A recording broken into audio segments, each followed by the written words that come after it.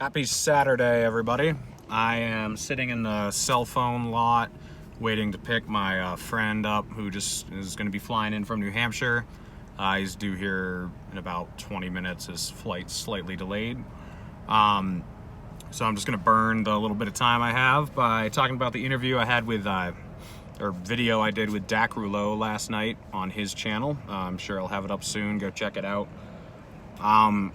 But one thing we talked about was how many in the independent media and specifically the progressive independent media threw all their chips on the fact that they thought Trump would win and just sweep the floor with Biden. There are only a couple underground media types that I know of who were saying that Biden would win, and that was Kim Iverson and Kyle Kulinski. Most of them were 100% sure that, Trump was going to sweep it, and he obviously didn't. Dak and I were some of the only lower tier underground media personalities who thought that Biden would win. And you can check the videos out. There was at one point in, I'm going to say September or late August, I forget exactly when, that I thought Trump could take it, and that was when the riots were in full force and all the inner cities run by Democrats were just burning and falling apart.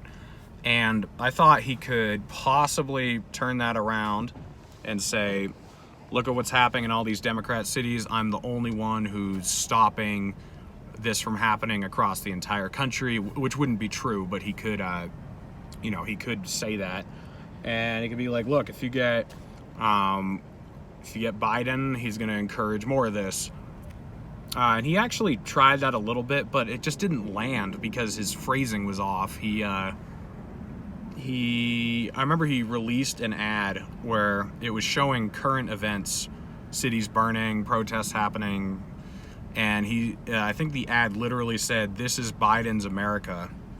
And that's a hilarious claim because Trump is literally the president right now. So to say that this is Biden's America when he isn't president and you are, that's not a sticking message. And he couldn't really stick with any message. He, with the crime bill a few times, he would bring it up and talk about how Joe Biden's responsible for, thousands of black men being locked up. And that's totally true. But then he'd say, Joe Biden's weak on crime. I'm tough on crime. I'm a law and order candidate. I'm going to be a law and order president. It's like, okay, which one is it, buddy? You can't tiptoe both sides of this line. You got to say one or the other. So his messaging just really didn't stick, and people who would have supported him otherwise if he'd come out really strongly against Fauci or really strongly against lockdowns, he just didn't. Like, even though a lot of his supporters were acting like he did, he really didn't come out that strongly. Like, he was talking about maybe firing Fauci after the election, a couple days before we voted.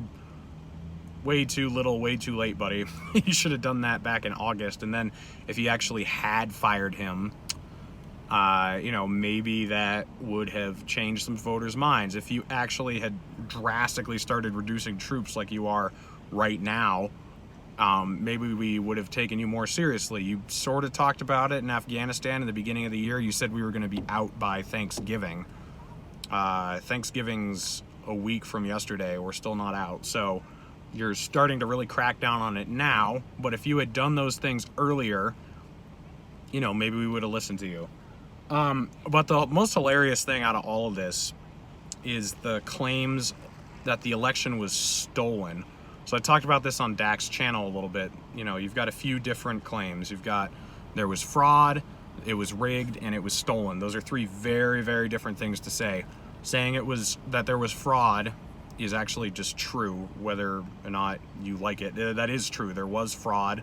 There is always fraud, but there was a little bit more fraud this time around than usual because of all the mail-in voting, all the hurdles we're jumping, all the irregularities going on this year with coronavirus and everything that's happened. There has been fraud. The other claim that it was rigged, I think, warrants investigation and recounts, which are being done in Michigan. and a couple other areas where there was suspicion of foul play. I think that's warranted. I think it deserves investigation. I think some of the lawsuits have been thrown out, but there are recounts have been done. I don't really see what the big issue is because they're actually doing that. The third claim that it was stolen, that's a very bold claim that requires a lot of evidence if you're going to make that. Saying it was stolen means Trump won, and then they had to manufacture tens of thousands of ballots to make it look like Biden actually won. I don't buy that unless you have some very tangible evidence that that was the case.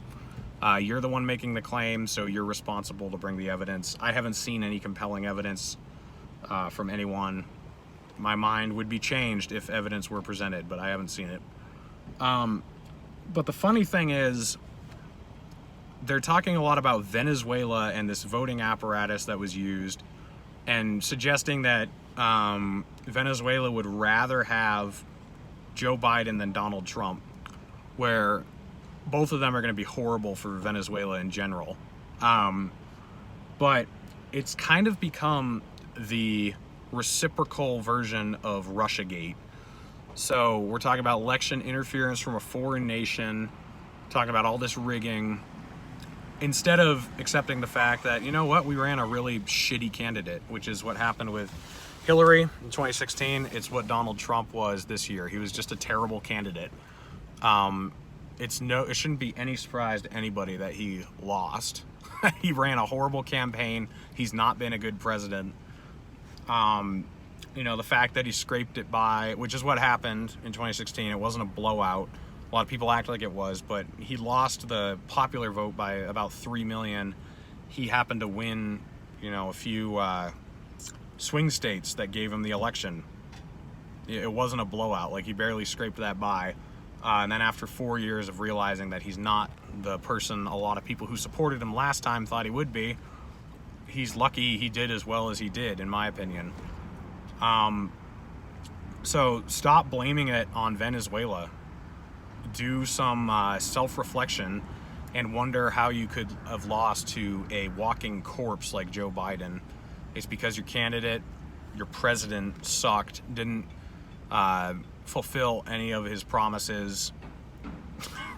That's why you lost. Stop blaming it on another country. You are literally turning into the neoliberal establishment Democrats of 2016 who couldn't believe that their queen Hillary lost. So cut it out.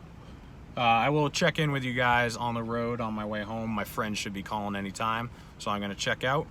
But I will catch you on the next stream. Thank you.